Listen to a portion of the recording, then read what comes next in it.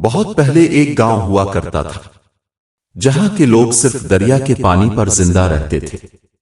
کھیت، گھر اور پیاس سب کچھ اسی پر منحصر تھا۔ لیکن ایک سال بارش نہ ہوئی اور گاؤں سوکھنے لگا۔ ہریالی کم ہونے لگی، گھاس پیلا پڑنے لگا، جانور ایسے رونے لگے جیسے درد میں ہوں، ہر چہرے پر اداسی چھا گئی، پانی سونے کی طرح قیمتی ہو گیا۔ اسی گاؤں میں ایک سب سے امیر شخص رہتا تھا، مالک سلطان۔ اس کے پاس سب سے گہرا کنواں تھا جس میں ابھی بھی پانی باقی تھا۔ گاؤں والے سوچتے تھے کہ یہ ہماری مدد کرے گا، لیکن سلطان کا دل پتھر کا تھا۔ جب ایک غریب عورت روٹیاں پکانے کے لیے پانی مانگنے آئی تو وہ ہنس پڑا اور بولا، تمہارے بچوں کی روٹی تمہاری ہے اور میرا پانی میرے خاندان کا ہے۔ لوگ روز اس کے دروازے پر آتے، کبھی کوئی ماں پانی کے لیے گڑ گڑاتی، کبھی کوئی بوڑھا پانی مانگتے ہوئے زمین پر گر جاتا، مگر سلطان سب کو ڈنڈے سے بھگا دیتا۔ گاؤں والے رات کو سوکھے دریا کے کنارے کھڑے ہو کر دعا کرتے، یا اللہ، ہم پر بارش برسا دے، لیکن آسمان خاموش رہتا۔ مگر مالک سلطان اپنے محل میں سکون سے بیٹھا رہتا۔ اس کے پاس بڑا سا پانی کا مٹکا تھا، وہ ہر گھونٹ ایسے پیتا جیسے سونا نگل رہا ہو۔ ایک دن 6-7 سال کا ایک چھوٹا لڑکا آیا۔ اس نے سلطان کے سامنے فریاد کی کہ میری ماں مر رہی ہے، مجھے ایک گھڑا پانی دے دو۔ سلطان نے اسے ایسے جھٹک دیا جیسے تیر کی دھول ہو۔ بچہ زمین پر گر گیا۔ لوگ دور سے دیکھ رہے تھے مگر کسی میں ہمت نہ تھی کچھ کہنے کی۔ دن بدن دھوپ تیز ہوتی گئی، پانی ختم ہوتا گیا۔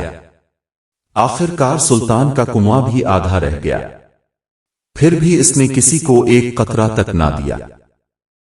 ایک رات اس نے خواب دیکھا کہ دریا کا پانی بڑھ رہا ہے اور اس کا محل ڈوب رہا ہے۔ وہ پسینے میں بھیگا جاگ اٹھا، لیکن خود سے کہا یہ صرف خواب ہے۔ صبح جب وہ کنویں پر گیا تو اس نے دیکھا نیچے کے کنویں میں صرف آخری قطرہ باقی تھا۔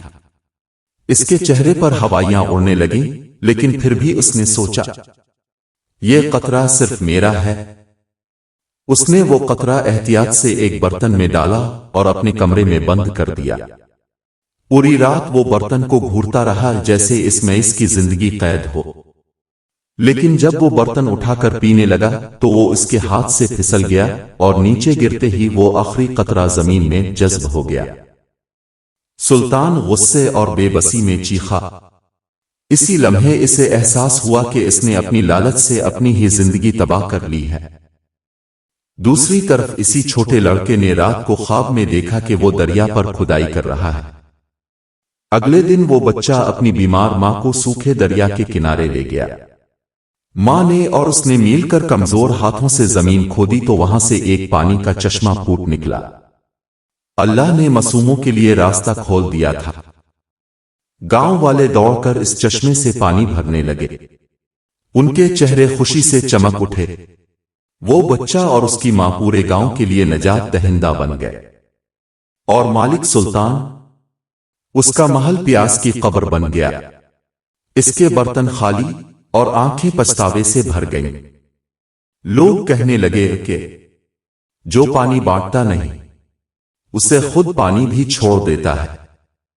اس کہانی سے ہمیں یہ سبق ملتا ہے کہ زندگی کا سب سے قیمتی قطرہ وہ ہے جو کسی اور کی جان بچائے، اور جو اسے صرف اپنے لیے رکھتا ہے وہ آخر کار خود پیاسا مر جاتا ہے۔